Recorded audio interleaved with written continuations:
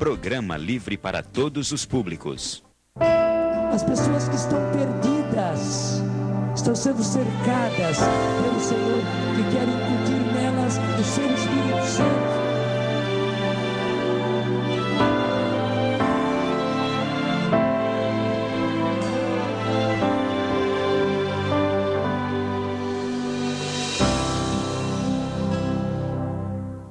Vamos pegar a palavra de Deus no Evangelho de São João, capítulo 5. Você que está em casa também pode acompanhar a leitura do Evangelho, que hoje nós queremos começar essa manhã retirando do Evangelho de João, capítulo 5, versículo 1 ao 15º, ao 15. João capítulo 5, versículo 1 ao 15.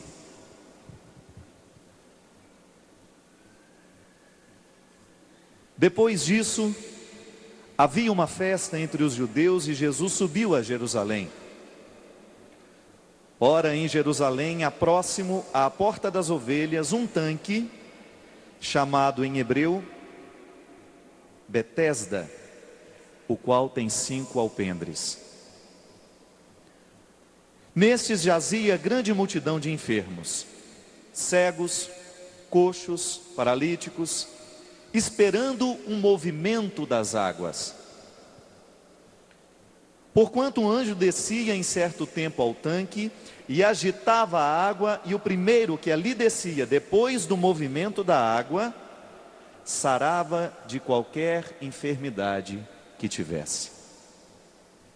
E estava ali um homem que havia 38 anos se achava enfermo.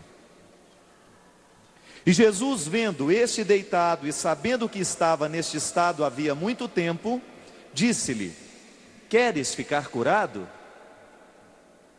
O enfermo respondeu-lhe: Senhor, eu não tenho homem algum que, quando a água é agitada, me coloque no tanque. Mas enquanto eu vou, desce um outro antes de mim, perco a oportunidade. Jesus disse-lhe: levanta-te, toma tua cadeira, tua cama e anda. Jesus disse-lhe: levanta, toma tua cama e anda. Logo aquele homem ficou são, e tomou a sua cama e partiu. E aquele era um dia de sábado. Então os judeus disseram àquele que tinha sido curado: é sábado, e não te é lícito levar a cama. Ele respondeu-lhe: aquele que me curou, ele próprio disse: toma a tua cama e anda. Perguntaram-lhe, pois: quem é o homem que te disse: toma a tua cama e anda? E o que fora curado não sabia quem era, porque Jesus se havia retirado em razão de naquele lugar haver grande multidão.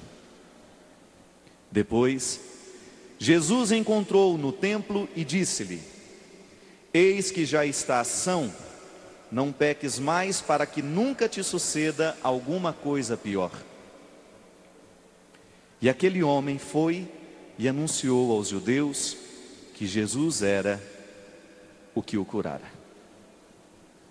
Meus irmãos e irmãs, esta é a palavra da nossa salvação.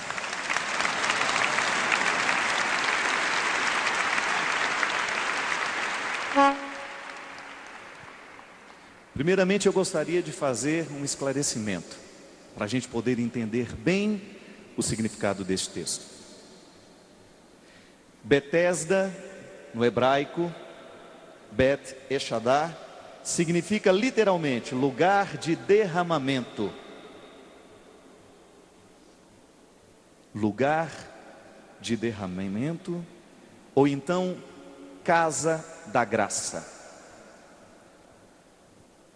O contexto principal deste evangelho é justamente o poder das águas.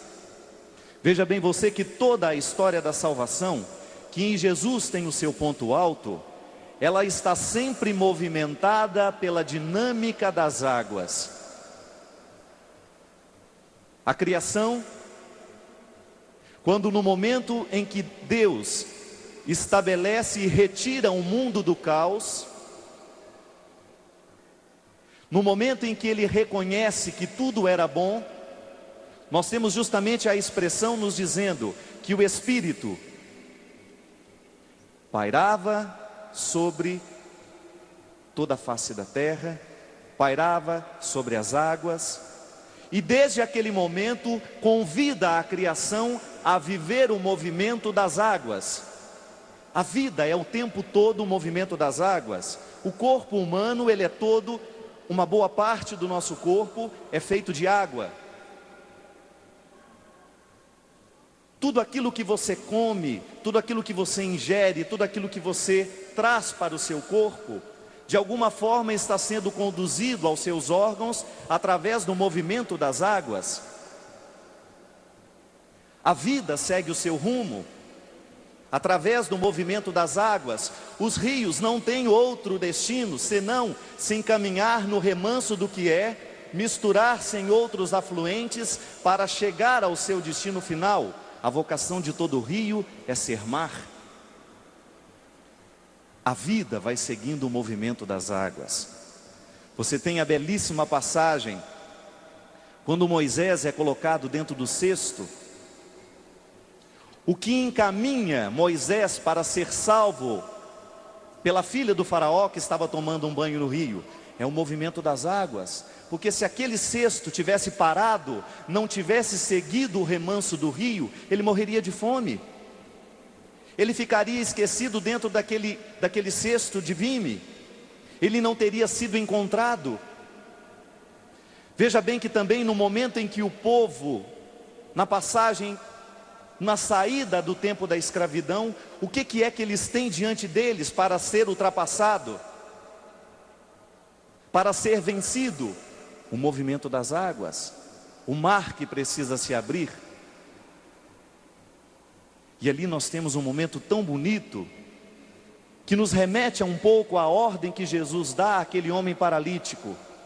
Moisés, diante da impossibilidade de vencer as águas, o que ele faz? Ele volta e pergunta para Deus: tudo bem, você me colocou nessa enrascada, você me faz retirar o povo do Egito, você me faz retirar o povo lá. Está certo que a comida não era lá as melhores, está certo que nós éramos escravos, mas pelo menos lá o povo não estava com fome, lá o povo tinha o que comer, lá o povo tinha o que beber. E agora você nos retira de lá e nos coloca diante deste paredão, não temos mais como ultrapassar. Fizemos o que a gente pôde, demos o sangue até agora, mas infelizmente nós não temos condições de ultrapassar este mar. E diante do questionamento de Moisés, Deus diz apenas uma frase. Ele ordena: diga ao povo que caminhe. Veja bem que a experiência de fé do povo de Israel não é uma frase declarada de milagre, não é uma frase que está garantindo o milagre, não, é uma frase que requer acreditar, é uma frase que pede fé. Deus não diz: pode ir lá que eu vou fazer um grande milagre e vocês vão poder passar a pé enxuto. Não. A expressão de Deus não é uma expressão que facilita a vida, mas é uma expressão que encoraja para a vida. Uma coisa é você viver uma experiência facilitada da vida. Preciso passar num concurso, então eu consigo alguém que me entrega a prova antes do concurso. E ilicitamente eu já vou fazer aquele concurso sabendo de tudo que vai ser caído ali, então eu já estou facilitado para entrar. Vou fazer um vestibular e alguém compra uma prova para mim, antecipadamente, tudo muito facilitado, eu vou, resolvo a questão, e na hora do vestibular eu já tenho todas as respostas na minha cabeça. Alguém facilitou para mim. Veja bem que Deus não facilita, porque aquele que facilita corre o risco de infantilizar o facilitado. E Deus não quer ninguém infantil na fé. Deus nos quer amadurecidos, Deus nos quer prontos para viver a experiência de fé com o primeiro passo, que é acreditar. E somente depois descobrir aonde é que vai dar aquilo que a gente acreditou. Somente depois que nós colocamos o pé na fé, na experiência de crer sem saber. É igual aquela velha história: você tem alguma prova concreta da ressurreição de Jesus? Eu digo não, porque se eu tivesse uma prova concreta da ressurreição de Jesus, eu não precisaria ter fé na ressurreição. O que eu tenho não é uma prova concreta, mas é a minha vida perpassada, transformada por aquilo que eu acredito. E se isso não é concreto para você, para mim também não é, mas eu não sei mais viver sem isso.